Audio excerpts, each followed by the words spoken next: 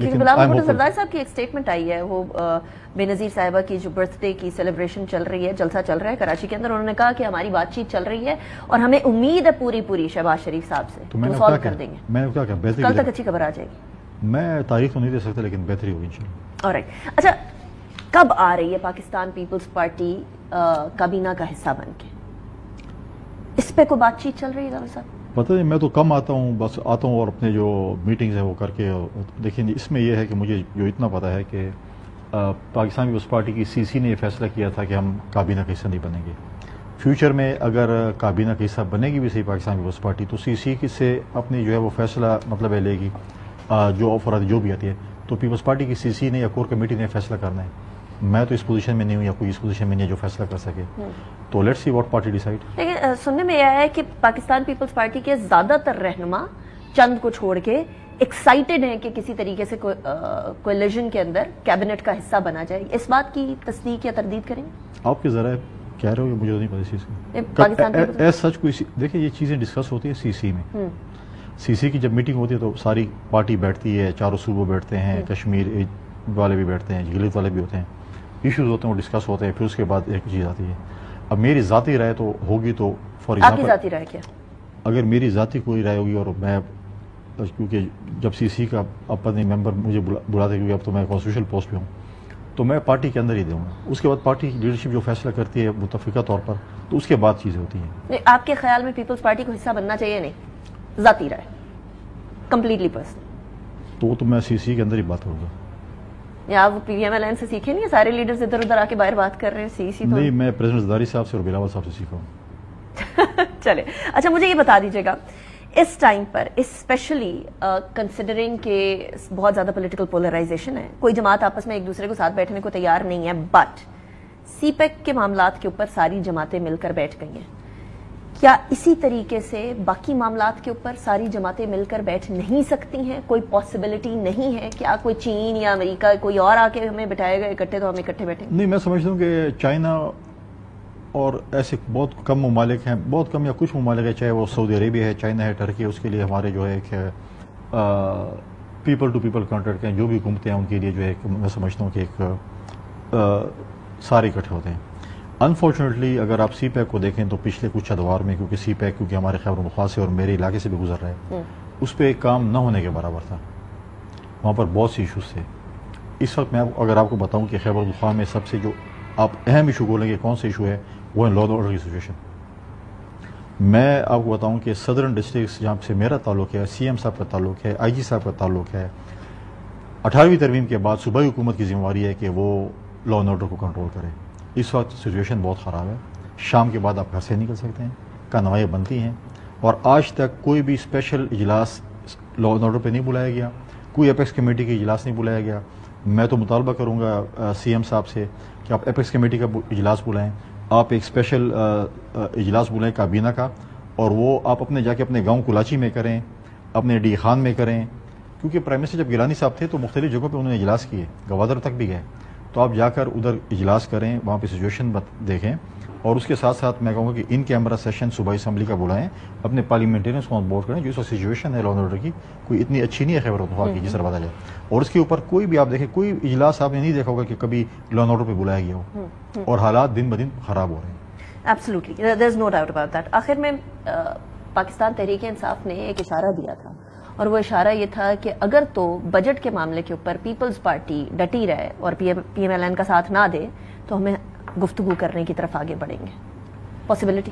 Naan trust ورتھی party ہے، N R O چاہتی ہے اپنے لیڈر کے لیے، این آر او تو نہیں مل سکتا، باقی ڈائلاگز اگر کرنا چاہیں پولیٹیکل پارٹیز اگر چاہتی ہیں ایک دوسرے کے ساتھ، وہ تو اگر ڈائلاگز چاہتے ہیں پی ٹی آئی والے یا سنی اتحاد کونسل والے تو پارلیمنٹ میں جو ہماری لیڈرشپ ہے ان سے بات کریں گے، یا پی ایم ایل این سے بات کریں گے، پیپلز پارٹی اگر جو بھی فیصلہ کرے گی تو اتحادی جماعتوں کے ساتھ مل کر کرے گی۔ ماضی میں جب ہم حکومت میں تو 16 مہینے کی حکومت تھی تو بلاول بھٹو زرداری صاحب نے اور پریزیڈنٹ زرداری صاحب نے ہی اپنے اتحادیوں کو ایگری کروایا تھا کہ آپ پی ٹی آئی سے مذاکرات کریں، تو لہٰذا کوئی اتنے ٹرسٹ ورتھی پارٹی نہیں، آپ اس پہ اعتماد نہیں کر سکتے، کیونکہ ایک اور گروپ کھڑا ہو جائے گا بولیں گے۔ لیکن ویسے خان صاحب نے آج وہ بات کرنے سے تو کہہ دیا کہ نہیں، کس نے کون سے سیاسی جماعت؟ آپ مجھے بتائیں، سی ایم کے پی مولانا فضل الرحمان صاحب کو گالی نکال رہے ہیں، اسد گیل صاحب ان کے در پہ حاضر ہوتے ہیں روزانہ کہ آپ سے مذاکرات کریں، تیسرا گروپ کچھ اور کہہ رہا ہوتا ہے۔ وہ آپ کے ساتھ میں نے پہلے بات کی، اتنا 5 فرنچائز ہے، 13 فرنچائز کا پتہ نہیں ہے کون سی सर्टिफाइड फ्रेंचाइज है। जो भी फ्रेंचाइज है वो इधर उधर तो वो है ना, जाहिर सी बात है। कोई सियासी जमात पे मुश्किल वक्त आता है तो इसी तरह से होता है ना। नहीं, सियासी जमातों पे मुश्किल वक्त आता है वो मुतहिद होती हैं, वो ये नहीं होता कि उधर उधर की बातें कर रही होती हैं। लिहाजा मुझे तो मेरा जो एक्सपीरियंस है, मुझे तो कोई ट्रस्ट नहीं है इनके ऊपर, ठीक है। अचकज़ई साहब पे ट्रस्ट है? अचकज़ई साहब वो अगर आते हैं गुफ्तगू करने के लिए, क्योंकि उन्होंने देखिए अचकज़ई साहब जो हैं वो मेरे ज़ाती ख्याल में ट्रैप हो चुके हैं। जब उनका जो बैलेंस इनके हक में ख़त्म हो जाएगा, जब बोलेंगे हमें ज़रूरत नहीं है, तो कहने का अचकज़ई साहब की हमें कोई ज़रूरत नहीं। कोई भी एक स्टेटमेंट आ जाएगी, कुछ आप देखें ना, कुछ लोग थे कुछ चंद दिन पहले कुछ थे नमूदार थे और बड़े फ्रंट लाइनर थे, आज वो माजी का हिस्सा बन चुके हैं, तारीख बन चुके हैं। ये किस तरह अगले को आउट करता है आपको पता नहीं है। तो आप कह रहे हैं अचकज़ई साहब को इस्तेमाल कर रही है सिर्फ ऐसा से? मैं कहता हूँ कि आई डोंट नो कि अचकज़ई साहब के पास कितना मैंडेट और अचकज़ई साहब कितना एतमाद करते हैं। ये अचकज़ई साहब जब पीडीएम में थे, यही मौलाना फजल रहमान साहब जब पीडीएम में थे, यही जो है हमारे मेंगल साहब जब पीडीएम में थे, ये क्या कहते थे, इनके लीडर मस्खरे बनाते थे उनके, इनके लीडर के ऊपर क्या क्या ऑल फॉर पीपल्स पार्टी और पीएमएलएन भी आपस में बहुत कुछ कहती नहीं कहती थी ना, कहती थी, देखिए कहती थी, लेकिन हम वो चादर लेके और वो जो है वो कॉमेडी शो तो नहीं करते थे ना, ये सारे इनके लीडर करते थे, ठीक है। और फिर हमारे पास ये बात कहते हैं चमक के जरिए आए हैं, तो अब ये कहते हैं हमारे जो है नजरियात के पीछे हैं।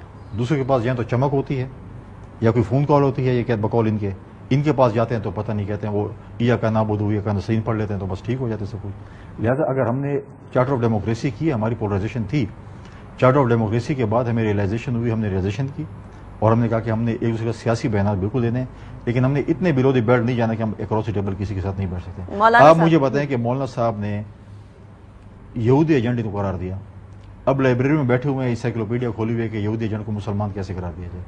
और वो लोग मौलाना फजल रहमान साहब को जो लगबात देते थे, मैं नहीं कह सकता इस प्रोग्राम में और न कहूँगा मैं कभी, मेरे लोग बड़े काबिल एहतराम है क्योंकि मेरे इलाके के हैं, एक मतलब हर पोलिटिकल लीडर मेरे जो है काबिल एहतराम है। जो लगबात इमरान खान साहब से लेके और उनके वर्कर तक उनको और ट्रोलिंग पे करते थे, अब वो कहते हैं कि हम इनको कैसे हजरत मौलाना फजल रहमान साहब कहलाएं। अच्छी बात है, जमहूरियत बेहतरीन तक काम है, ऐसे मोड़ पे आ गए हैं कि अब परेशान भी हैं और कहते हैं कि क्या किया जाए। मौलाना साहब से गुफ्तगू कहाँ तक पहुंची वैसे गवर्नर साहब? किसकी? गवर्नमेंट की। गवर्नमेंट बातचीत कर रही है। मौलाना फजल रहमान साहब एक जमहूरी बंदे हैं, एक पॉलिटिकल बंदे हैं, जमहूरियत पसंद बंदे हैं, उनके साथ डायलॉग्स होते रहते हैं। मैंने पहले कहा खफगियाँ भी होती हैं और जो है वो आपस में डायलॉग, नाराजगियां खत्म हुई हैं क्योंकि मौलाना साहब नाराज तो थे ना, पीडीएम का सदर थे, उसके बाद नाराज हो गए, पीपल्स पार्टी उस गवर्नमेंट का हिस्सा रही, अभी भी गवर्नमेंट की बातचीत चल रही थी, सुना को ब्रेक थ्रू तो हम पीडीएम का हिस्सा उस वक्त भी नहीं थे, हम तो इत्तेहादी जमात थे, हम तो और मौलाना फजल रहमान की नाराजगी है तो पॉलिटिकल लोग हम बैठते रहते हैं। आसिफ ज़रदारी साहब के बड़े अच्छे दोस्त भी हैं, मियाँ साहब के बड़े अच्छे दोस्त हैं, मियाँ साहब गए भी थे, मोहसिन नकवी साहब भी गए थे, बाकी पॉलिटिकल लीडरशिप भी मिल रही है।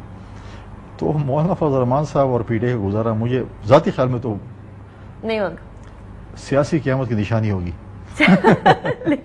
लेकिन आप सियासी क़यामत को तब्दील करने के लिए क्या कर रहे हैं? आपका ब्रेक थ्रू क्यों नहीं हो रहा? उधर तो नहीं हो रहा, चले वो तो आप कह रहे हैं सियासी क़यामत होगी, लेकिन यहाँ क्यों नहीं ब्रेक थ्रू हो रहा? देखिए डायलॉग्स होते हैं, बातचीत होती है, एक दिन में तो नहीं हो सकता, लेकिन एंगेजमेंट, एक दूसरे के साथ आना जाना, कम से कम एक दूसरे के पास हम आ जा सकते हैं, हम शर्मिंदा होकर एक दूसरे के पास आ जा। जो ये लोग होते हैं ना, जो पीटीआई वाले आ जा रहे होते हैं, मुझे पता नहीं किस तरीके से आ जा रहे थे पिछले, लेकिन फिर भी व्हाटएवर, उनको बड़ा इसका हुनर आता है। लेकिन हमारा आना जाना के साथ है, हम एक दूसरे से बैठते हैं, बातचीत भी करते हैं, इख्तलाफ राय भी रखते हैं, एग्री भी होते हैं और इंशाल्लाह सिलसिला चलता रहेगा। पॉलिटिकल कभी हम इत्तेहादी होते हैं, कभी अपोजिशन में होते हैं, लेकिन ताल्लुक हमारा जो है वो। लेकिन आपको ये नहीं पता कि ब्रेक थ्रू कब होगा? मैंने पहले कहा कि मैं कोई ख्वाब देख सकता हूँ ना, मेरे पास कोई वो चीज़ है जिसपे मैं वो क्या कहते हैं वो फ्यूचर की प्रेडिक्शन में कर सकूँ। आप इसको प्रेडिक्शन कह लें, हम इसको सियासी नज़र कहते हैं।